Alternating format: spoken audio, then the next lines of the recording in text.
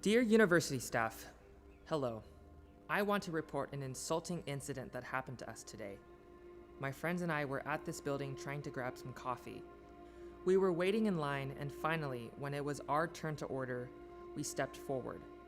During that short time, we heard an absurd racist joke that people at the cashier made saying, "Watch out for the coronavirus." As everybody knows, the coronavirus is a global issue that has taken away more than 500 innocent lives. Treating us as that virus is both humiliating and insulting to the people who are suffering and fighting for that contagious disease.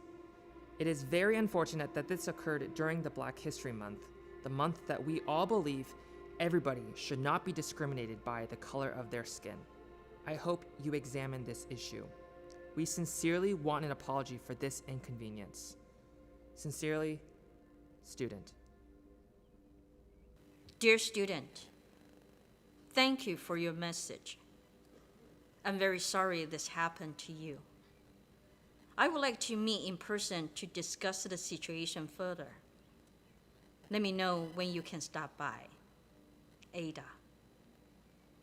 Dear Ada, thank you for your kindness. We were all furious about that incident. However, after knowing that there are people who actually care for minorities like us, it gives us pride, knowing that we chose to come to this school. Again, thank you for offering us options to deal with this matter, but we have decided not to make a scene. Student. Dear student, I don't think you will ever read this message. I do hope at some point you will tell the story on your own. I haven't been able to sleep for days since I received your email. That last sentence, "We have decided not to make a scene," hit me hard.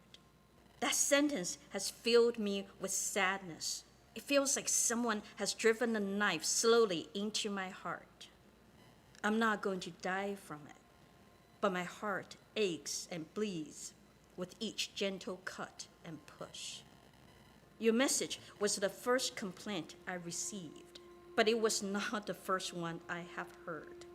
Since the outbreak of the coronavirus, we have seen an increase of hatred toward Chinese people, people of Asian descent, or Asian Americans in general.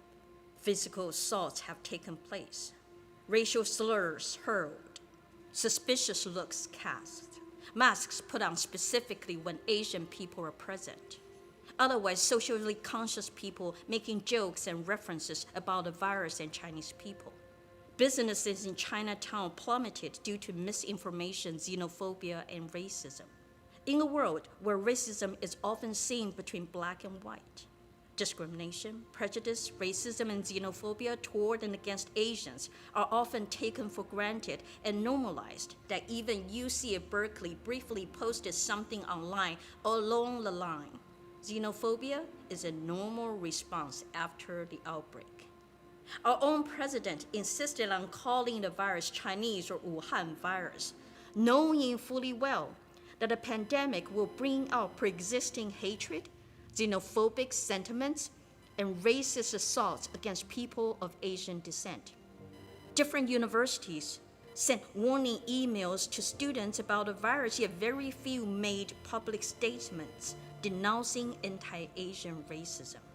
We don't label any germ, disease, illness, or virus white when they wiped out Native American tribes. Why do we label coronavirus Asian?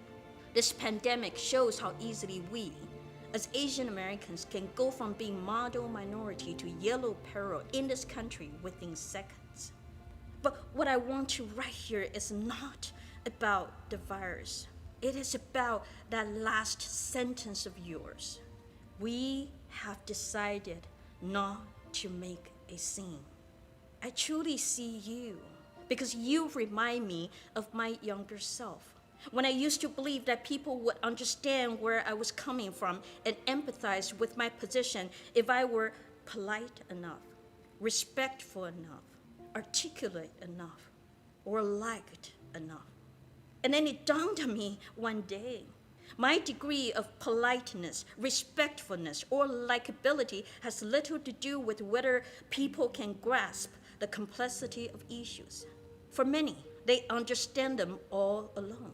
In my or our culture, I was taught since I was young to be quiet, to not speak up, to not challenge authorities, and to keep peace and maintain harmony. I had to work very hard to develop my own voice and to have one.